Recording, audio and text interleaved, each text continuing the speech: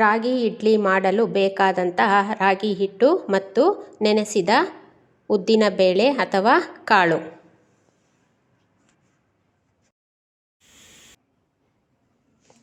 ನಾಲ್ಕು ಗಂಟೆ ಚೆನ್ನಾಗಿ ನೆನೆಸಿದ ಉದ್ದಿನ ಬೇಳೆನ ಚೆನ್ನಾಗಿ ರುಬ್ಕೊಂಡಿದ್ದೀನಿ.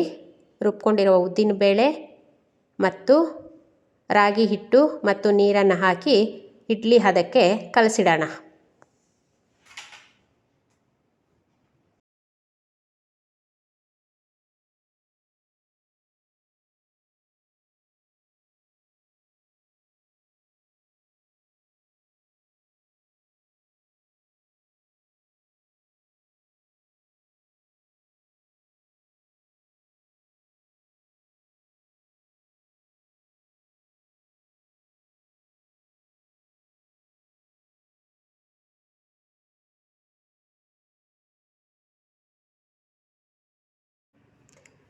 ಈಗ ಶನಿವಾರ ರಾತ್ರಿ 10 ಗಂಟೆ ಸಮಯ ಇಡ್ಲಿಗೆಲ್ಲ ಕಲಸಿ ಪಕ್ಕಕ್ಕೆ ಇಡ್ತಾ ಇದ್ದೀನಿ.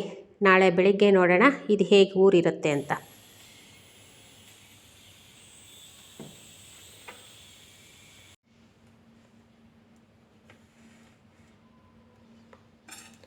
ಹಾಯ್ ಫ್ರೆಂಡ್ಸ್, ನಿನ್ನೆ ರಾತ್ರಿ ನಾನು ಉದ್ದಿನ ಬೇಳೆ ರುಬ್ಬಿಟ್ಟು ಅದಕ್ಕೆ ರಾಗಿ ಹಿಟ್ಟು ಹಾಕಿ ಕಲಸಿಟ್ಟಿದ್ದೆ. ಅದು ಹೇಗಾಗಿದೆ ಅಂತ ನೋಡೋಣ.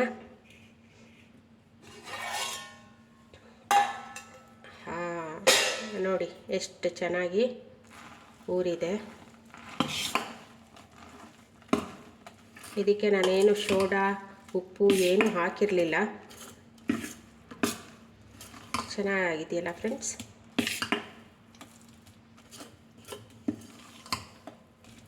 ಚೆನ್ನಾಗಿದೆ. ಇದಕ್ಕೆ ನಾನಿವಾಗ ಸ್ವಲ್ಪ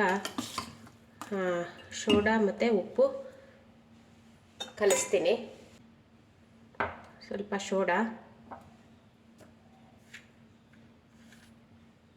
ಮತ್ತು ಉಪ್ಪು.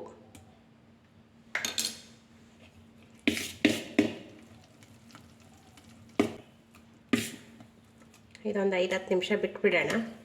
ಅಷ್ಟರಲ್ಲಿ ನಾನು ಚಟ್ನಿಗೆ ಬೇಕಾದನ್ನು ತಯಾರು ಮಾಡ್ಕೊತೀನಿ.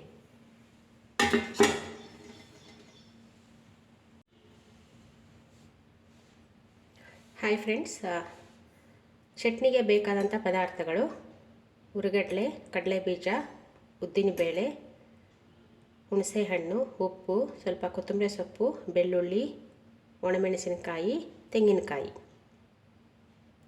ಈಗ ಕಡಲೆಬೀಜ, ಉದ್ದಿನಬೇಳೆ, ಒಣಮೆಣಸಿನಕಾಯಿನ ಸ್ವಲ್ಪ ಹುರ್ಕೊಳ್ಳೋಣ.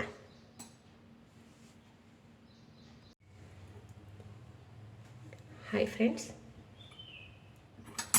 ಹುರ್ಕೊಂಡಿರುವಂಥ ಉದ್ದಿನಬೇಳೆ, ಕಡಲೆಬೀಜ, ಒಣಮೆಣಸಿನಕಾಯಿ, ಸ್ವಲ್ಪ ಬಿಸಿ ಮಾಡ್ಕೊಂಡಿರೋಂಥ ಹುರಿಗಡಲೆ, ತುರಿದಿಟ್ಕೊಂಡಿರುವಂಥ ತೆಂಗಿನಕಾಯಿ, ಬೆಳ್ಳುಳ್ಳಿ, ಕೊತ್ತಂಬರಿ ಸೊಪ್ಪು, ರುಚಿಗೆ ತಕ್ಕಷ್ಟು ಉಪ್ಪು ಮತ್ತು ಹುಣಸೆಹಣ್ಣು. ಹಾಯ್ ಫ್ರೆಂಡ್ಸ್, ನೋಡಿ ಇದೆಲ್ಲ ಇಟ್ಕೊಂಡಿದ್ದೀನಿ. ಇದಕ್ಕೆ ಸ್ವಲ್ಪ ಹುಣಸೆಹಣ್ಣು, ರುಚಿಗೆ ತಕ್ಕಷ್ಟು ಉಪ್ಪು, ಇಷ್ಟು ಉಪ್ಪು ಹಾಕ್ಕೊತಾ ಇದ್ದೀನಿ. ಇದನ್ನೆಲ್ಲ ಮಿಕ್ಸಿ ಜಾರ್ಗೆ ಹಾಕ್ಕೊಂಡು ಮಿಕ್ಸಿಗೆ ಓಡಿಸೋಣ. ಎಲ್ಲ ಮಿಕ್ಸಿ ಜಾರ್ಗೆ ಹಾಕ್ಕೊಂಡಿದ್ದೀನಿ. ಸ್ವಲ್ಪ ನೀರು ಹಾಕೋಣ. ಈಗ ಮಿಕ್ಸಿ ಓಡಿಸೋಣ.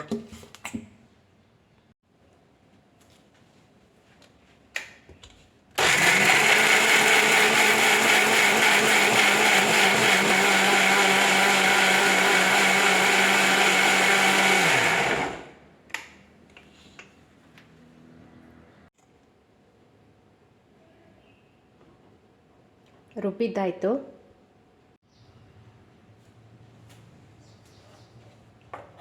ಚಟ್ನಿ ರೆಡಿ ಇದೆ.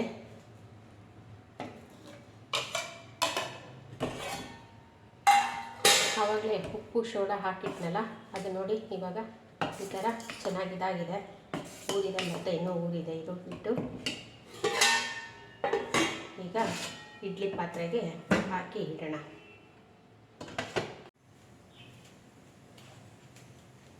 ಇಡ್ಲಿ ಪಾತ್ರೆಗೆ ನೀರು ಹಾಕ್ಕೊಂಡು ಬಿಸಿಯಾಗಕ್ಕೆ ಇಟ್ಕೊಂಡಿದ್ದೀನಿ. ಈಗ ಇಡ್ಲಿ ತಟ್ಟೆಗೆ ಸ್ವಲ್ಪ ಎಣ್ಣೆ ಹಾಕ್ಕೊಂಡು ಎಲ್ಲ ಸ್ವಲ್ಪ ಸವರೋಣ.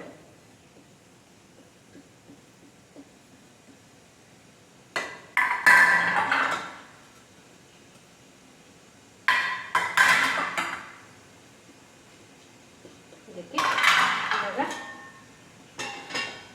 ರಾಗಿ ಇಡ್ಲಿ ಮಾಡೋಕ್ಕೆ ಅಂತ ನಾನು ರಾತ್ರಿ ಎಲ್ಲ ತಯಾರು ಮಾಡ್ಕೊಂಡಿದ್ನಲ್ಲ, ಅದನ್ನು ಈಗ ಪ್ಲೇಟ್ಗೆ ಹಾಕೋಣ.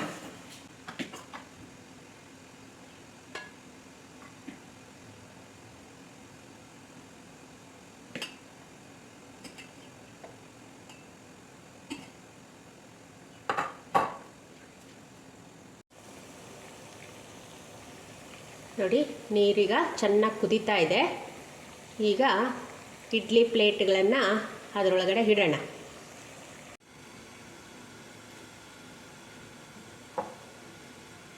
ಈಗ ಇಡ್ಲಿ ಪ್ಲೇಟ್ಗಳನ್ನ ಪಾತ್ರೆಯಲ್ಲಿ ಇಡೋಣ.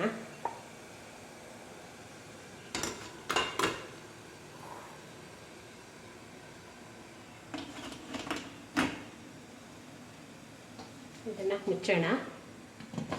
10 ನಿಮಿಷ ಬೇಯಲಿಕ್ಕೆ ಬಿಡೋಣ.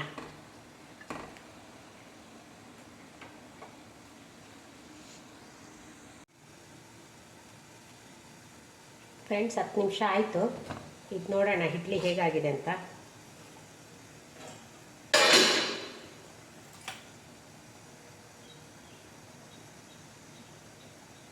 ಇಡ್ಲಿ ಆಗಿದೆ. ಇದೆಲ್ಲ ಪ್ಲೇಟ್ಸು ಹೊರಗಡೆ ತೆಗೆದಿಡೋಣ ತಣ್ಣಗಾಗಲಿಕ್ಕೆ. ಸ್ಟವ್ ಆಫ್ ಮಾಡ್ತೀನಿ.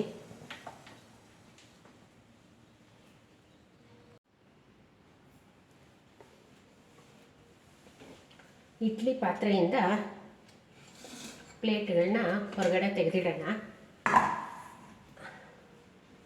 ಸ್ವಲ್ಪ ತಣ್ಣಗಾದ ಮೇಲೆ ಇಡ್ಲಿ ತೆಗಿಬೇಕು, ಆವಾಗ ಚೆನ್ನಾಗಿ ಬರೋದು.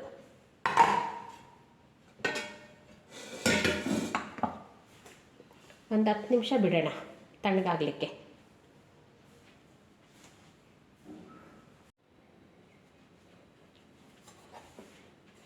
ತಟ್ಟೆ ತಣ್ಣಗಾಗಿದೆ. ಈಗ ಇಡ್ಲಿ ತೆಗಿಯೋಣ.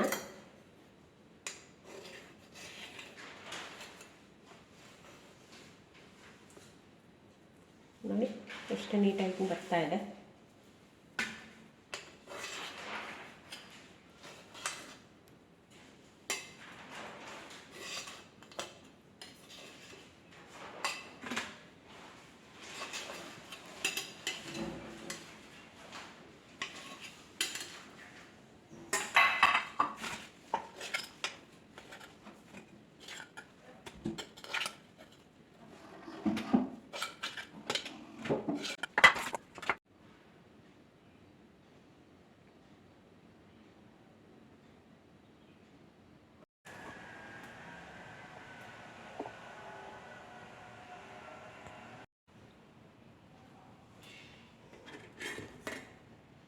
ಇಡ್ಲಿ ಮತ್ತು ಚಟ್ನಿ ರೆಡಿ ಇದೆ. ಈಗ ತಿಂಡಿ ತಿನ್ನೋ ಸಮಯ.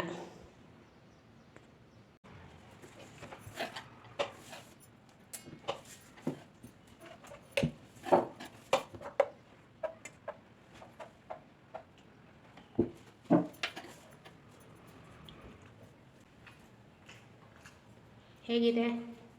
ಸೂಪರ್. ಚೆನ್ನಾಗಿದೆ ಅನ್ನಿ, ಇಲ್ಲ ಅಂದರೆ ಇಲ್ಲ ಅನ್ನಬೇಕು. ಚೆನ್ನಾಗಿದೆ.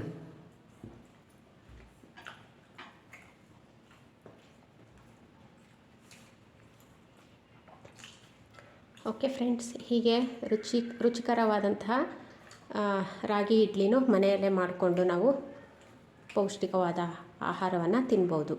ಓಕೆ, ನೆಕ್ಸ್ಟ್ ವಿಡಿಯೋದಲ್ಲಿ ಸಿಗೋಣ. ಬಾಯ್.